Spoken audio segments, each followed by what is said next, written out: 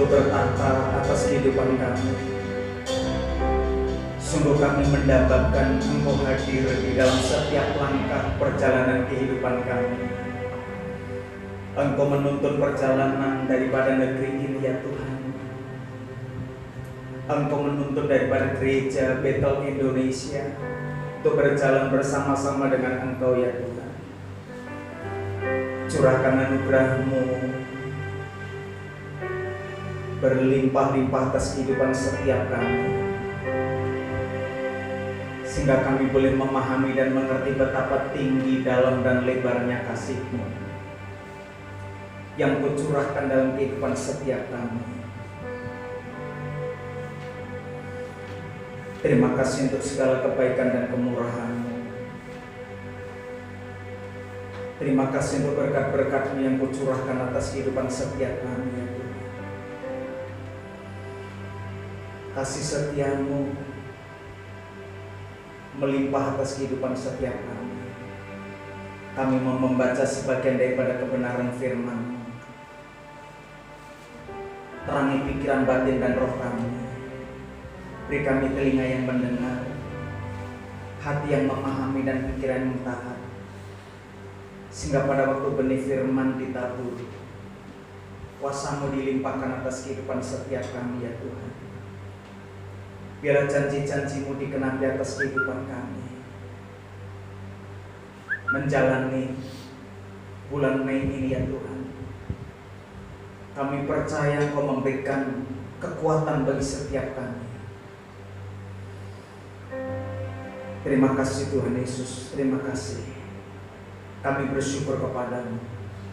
Demi nama Tuhan Yesus yang berdoa. Haleluya. Amin. Amin. Salam Bapak Ibu. Apa kabar? Nah, demikian juga kami mengucapkan selamat menjalani bulan yang baru, anugerah yang baru, dan kekuatan yang selalu baru, sehingga pada waktu kita menjalani hari-hari ke depan, maka Tuhan memberikan kekuatan yang luar biasa. Tuhan tambahkan iman percaya kita kepada Tuhan, semakin mengasihi Tuhan dan beribadah kepada Tuhan, dan Tuhan tambahkan imunitas atas kehidupan setiap kita, sehingga kita tidak ada seorang pun dari umat Tuhan yang beribadah di tempat ini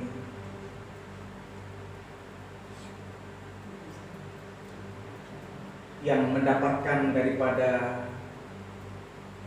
COVID-19.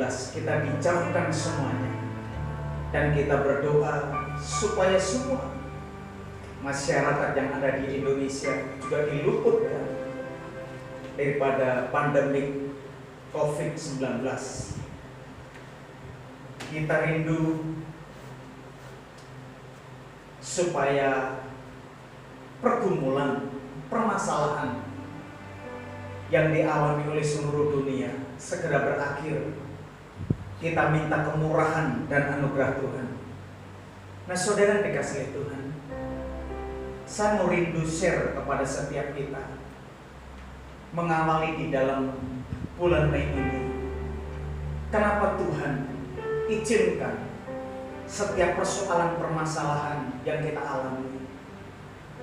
Dari awal Maret kita mengalami yang namanya pandemik daripada COVID-19, dan virus ini yang sangat ditakuti karena penyebarannya lewat manusia, lewat cairan yang keluar daripada tubuh manusia. Dan virus ini sangat ditakuti oleh banyak orang, dan akhirnya dampak yang berikutnya jadi soal ekonomi. Nah, pada waktu kita mengalami penderitaan-penderitaan seperti itu, apa tujuan Tuhan? Tuhan mengizinkan persoalan penderitaan wabah pandemi ini terjadi atas kehidupan manusia. Kita tidak mempersoalkan apakah itu ulah manusia, tetapi satu hal, segala sesuatu yang terjadi atas kehidupan manusia itu sepengetahuan Tuhan. Yang kita perlu tahu adalah kenapa Tuhan izinkan penderitaan, persoalan itu melanda kehidupan manusia. Kita tidak melihat dari suku, agama, ras, tetapi semua orang, baik orang Kristen, non-Kristen, semuanya mengalami penderitaan dan tidak luput daripada penderitaan itu. Namun yang membedakan di antara saudara dan orang-orang dan kita yang mengenal Tuhan itu beda. Karena Rasul Paulus mengatakan pada waktu kita mengalami persoalan dan pergumulan. Nah, namun yang membedakan di antara mereka adalah respon terhadap penderitaan tersebut. Pada waktu saudara Dasa memiliki respon yang benar atas persoalan, penderitaan, wabah yang kita alami, Rasul Paulus juga mengatakan bahwa kita harus bermegah dalam penderitaan. Kenapa Rasul Paulus mengatakan seperti itu? Kita harus bermegah dalam penderitaan. Pada waktu saudara Dasa mengalami penderitaan-penderitaan yang kita alami, Alkitab berkata kepada setiap kita, dan bukan hanya itu saja, malah kita bermegah juga dalam kesengsaraan.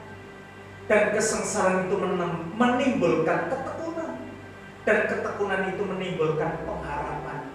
Dan pengharapan di dalam Yesus tidak pernah mengecewakan, karena kasih Tuhan boleh dilimpahkan atas kehidupan kita. Yang percaya katakan amin. Ajaib Kau Tuhan, penuh kuasa, sanggup pulihkan keadaanku. Dalam tangan-Mu seluruh hidupku tak akan goyah selamanya. Ajaib Kau Tuhan, penuh kuasa, sanggup pulihkan keadaanku. Dalam tangan-Mu seluruh hidupku tak akan goyah selamanya.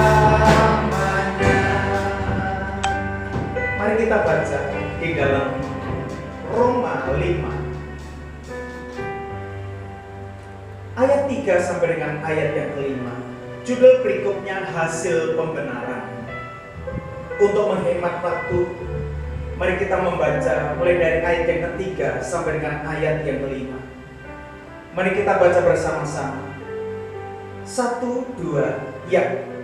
Dan bukan hanya itu saja, malah kita bermegah juga dalam kesengsaraan kita, karena kita tahu bahwa kesengsaraan itu menimbulkan ketekunan, dan ketekunan itu menimbulkan tahan uji, dan tahan uji menimbulkan pengharapan, dan pengharapan tidak mengecewakan, karena kasih Allah telah dicurahkan di dalam hati kita oleh Roh Kudus yang telah dikaruniakan kepada kita. Yang percaya katakan amin. Beri tepuk tangan bagi Allah kita. Haleluya. Ajaib Kau Tuhan, penuh kuasa, sanggup pulihkan keadaanku. Dalam tangan-Mu seluruh hidupku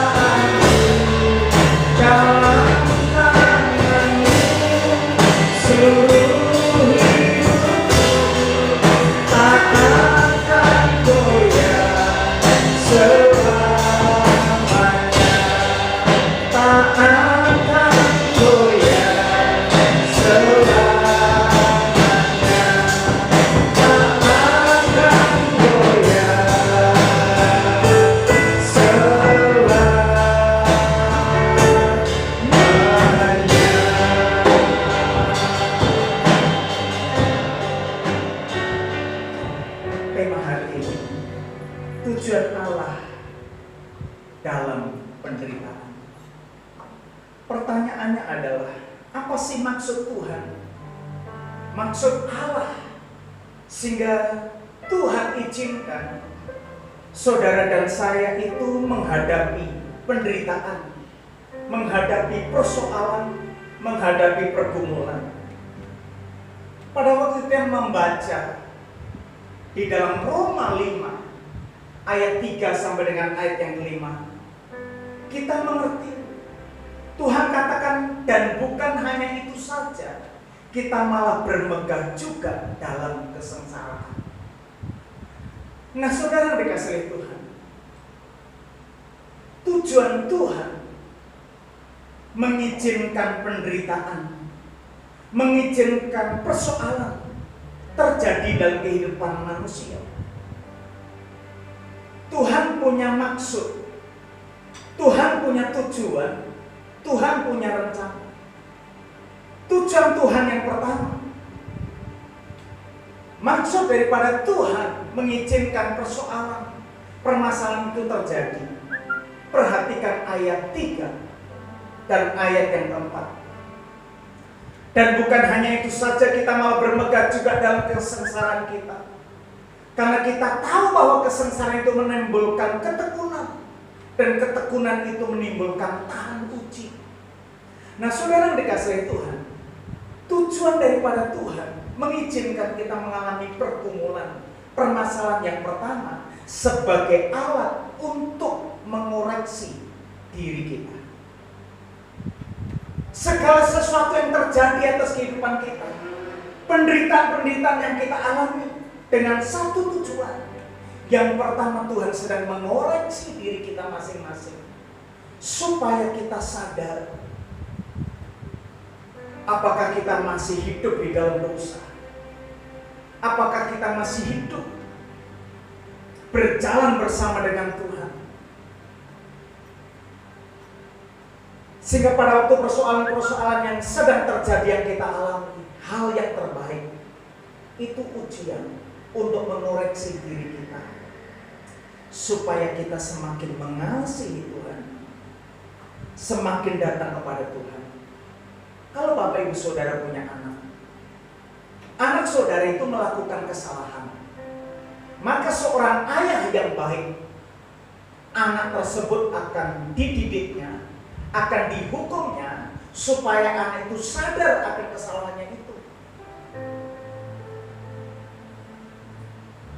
Kalau ayahnya mendidik, menghukum anak itu, bukan berarti ayahnya itu membenci kepada anak tersebut. Demikian halnya kita dengan Tuhan. Pada waktu Tuhan memberikan tulah, Tuhan sih tidak memberikan tulah atas kehidupan kita. Tuhan tidak memberikan cobaan-cobaan atas kehidupan kita. Tetapi pada waktu Tuhan izinkan penderitaan, persoalan itu terjadi, supaya kita semakin hari mencari Tuhan, berbalik dari jalan-jalan kita yang jahat, supaya kita kembali lagi datang kepada Tuhan.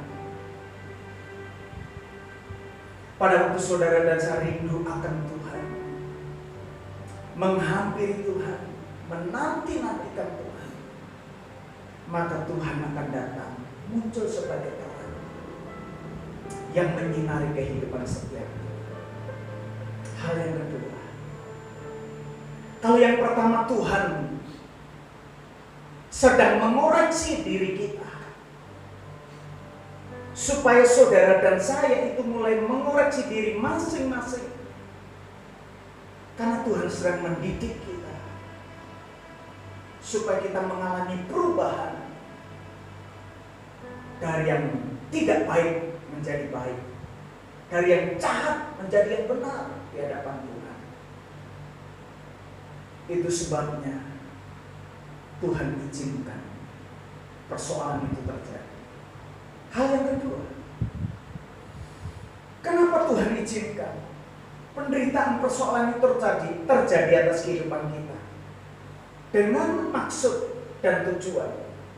Penderitaan yang kita alami itu dapat dipakai Tuhan untuk menyatakan kemuliaan-Nya. Lewat penderitaan yang ada, lewat persoalan yang ada, Tuhan sebenarnya rindu ingin menyatakan kemuliaan-Nya atas setiap kita, atas negeri ini, atas setiap umat Tuhan. Saudara dikasihi Tuhan, saya teringat kejadian yang tertulis di dalam Injil Yohanes pasal yang ke-9. Itu ada anak yang buta sejak lahir. Maka banyak orang mempersoalkan anak tersebut. Lalu dikatakan, ini dosa siapa? Dosa anak ini kah? Atau dosa orang tuanya? Tetapi pada waktu itu Tuhan tidak memberikan jawaban kepada orang-orang yang protes seperti itu. Dia malah mengambil tanah liat, lalu meludahinya dan mengolesi mata daripada anak itu, dan seketika itu matanya dijelekkan. Lewat persoalan yang sedang terjadi, lewat penderitaan yang sedang terjadi, Tuhan sedang menyatakan kemuliaan-Nya. Yang percaya katakan amin. Ajaib Kau Tuhan, penuh kuasa, sanggup pulihkan keadaanku. Dalam tangan-Mu seluruh hidupku tak akan goyah selamanya. Alkitab berkata, dan bukan hanya itu saja, malah kita bermegah juga dalam kesengsaraan kita. Karena kita tahu bahwa kesengsaraan itu menimbulkan ketekunan, dan ketekunan itu menimbulkan tahan uji, dan tahan uji menimbulkan pengharapan. Yang ketiga, tujuan daripada penderitaan yang Tuhan izinkan atas kehidupan kita, sesungguhnya itu Tuhan sedang melatih umat-Nya untuk mengadakan peperangan rohani. Amin. Amin. Bukankah Alkitab mengatakan, musuh kita bukan melawan darah dan daging, tetapi melawan penguasa-penguasa, roh-roh jahat yang ada di udara. Tuhan sedang melatih saudara dan saya, supaya saudara dan saya mengadakan peperangan melawan tipu muslihat iblis. Kalau kita membaca di dalam kitab surat Efesus pasal yang ke-6, kita sedang dilatih Tuhan untuk melakukan peperangan. Saya teringat apa yang dialami oleh Ayub. Alkitab mengatakan bahwa Ayub adalah orang saleh, hidup benar. Namun pada waktu itu Ayub mengalami penderitaan yang luar biasa.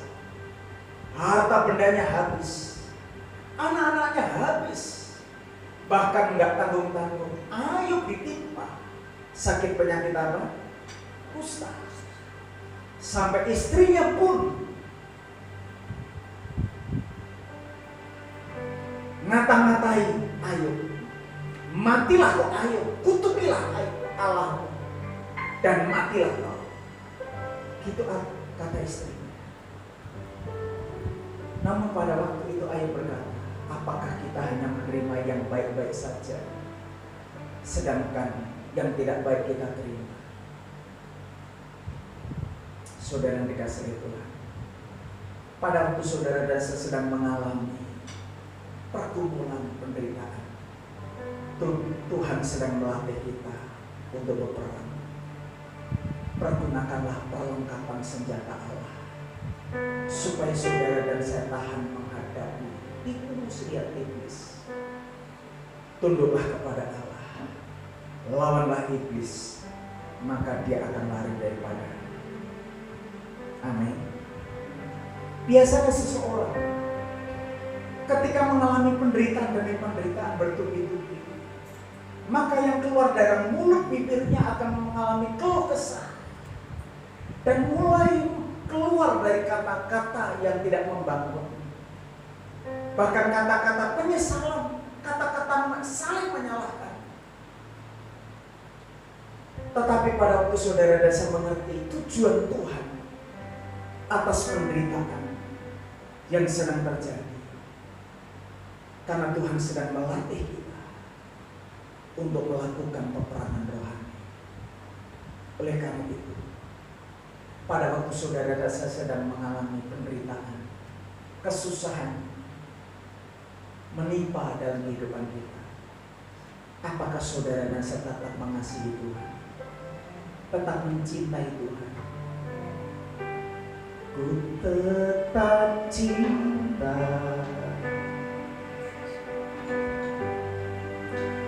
ku tetap cinta, walau badai datang menerpa, ku tetap cinta.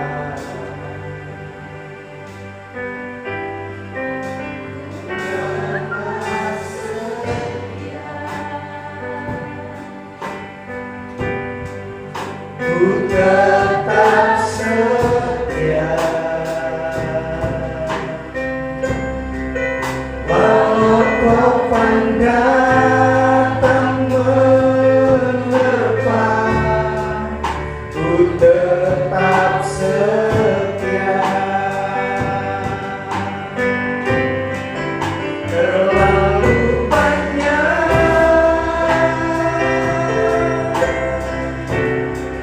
yang Tuhan telah beri, takkan mungkin ku balas dari apa yang ku miliki.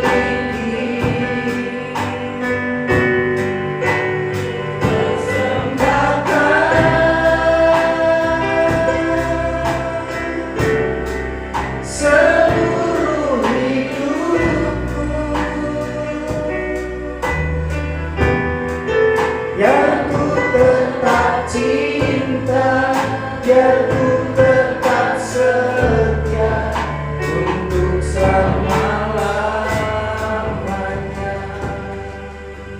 Di dalam penderitaan yang kita alami, bahkan dalam penderitaan yang dialami oleh Ayub,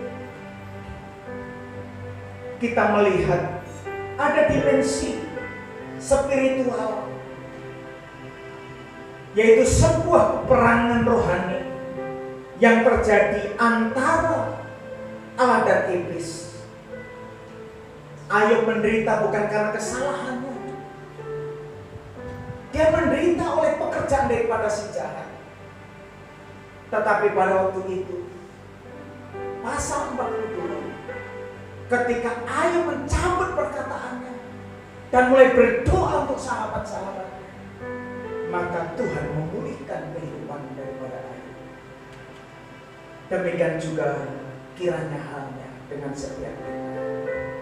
Pada waktu saudara dan saya sedang mengalami penderitaan kesusahan seperti itu, di samping Tuhan sedang mengoreksi diri kita masing-masing supaya kita berbalik ke jalan Tuhan. Lewat penderitaan yang kita alami, Tuhan ingin menyatakan kemuliaan-Nya. Dan lewat penderitaan yang kita alami, Tuhan sedang melatih kita melakukan peperangan rohani. Oleh karena itu, mari kenakan selengkap senjata Allah. Hidup bergaul karib dengan Tuhan lewat kebenaran firman.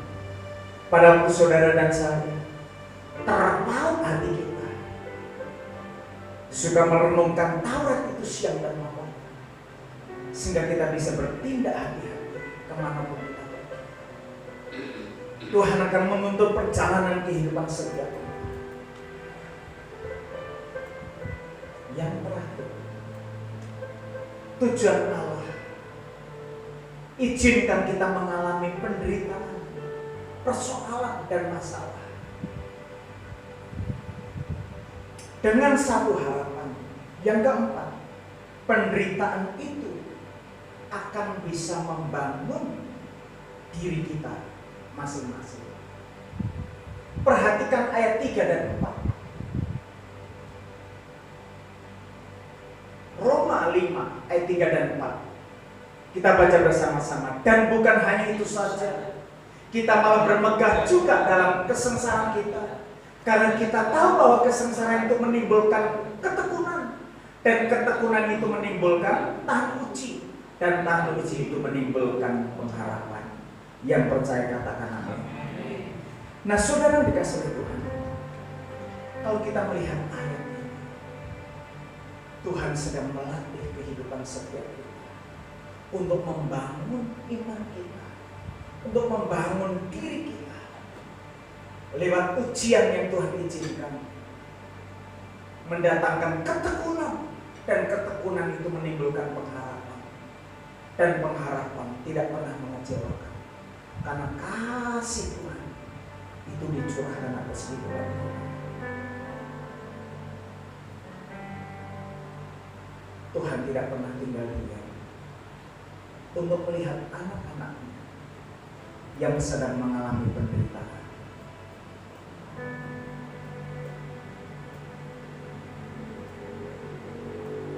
Apakah saudara dan saya pada waktu kita mengalami ujian, dengan satu harapan kita sedang membangun kehidupan kita supaya kita tahan uji, dan tahan uji menimbulkan pengharapan. Pengharapan di dalam Kristus tidak pernah mengecewakan. Melalui penderitaan yang kita alami, maka karakter kita semakin dibentuk menjadi lebih baik. Lewat penderitaan yang kita alami, bukan saja karakter kita dibentuk, bagaimana cara pandang kita, cara mengatasi persoalan yang ada, sikap dan cara pandang yang benar terhadap penderitaan akan menjadikan kita sebagai seorang Kristen yang senantiasa berkemenangan. Oleh karena itu, pagi hari ini, jadilah orang Kristen yang kuat. Apapun yang terjadi, sekali Yesus, tetap Yesus. Ku tetap cinta, ku tetap cinta, walau badai datang menerpa, ku tetap cinta, ku tetap setia, ku tetap setia, walau topan datang menerpa, ku tetap setia. Terlalu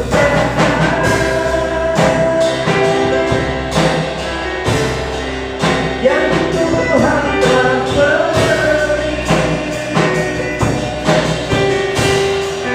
takkan mungkin ku balas dari apa yang ku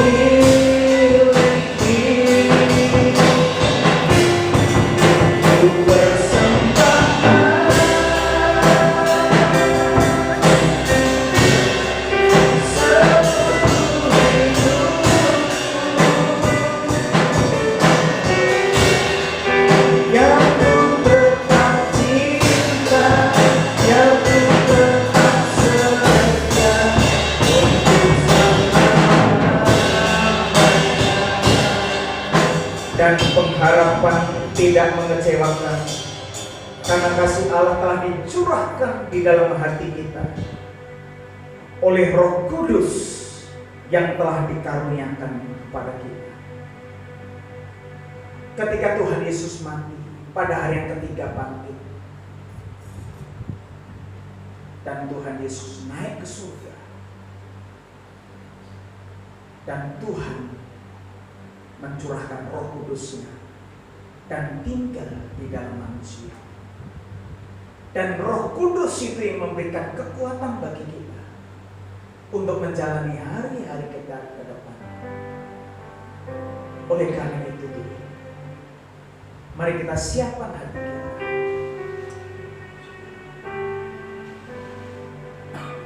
supaya Roh Allah yang ada dalam kehidupan kita itu kita bangun, kita bangkitkan, yang akan memberikan kekuatan kepada setiap kita. Di depan kita ada roti dan anggur. Mari kita siapkan hati kita, ambil bagian dalam perjamuan kudus. Mari dengan sikap hati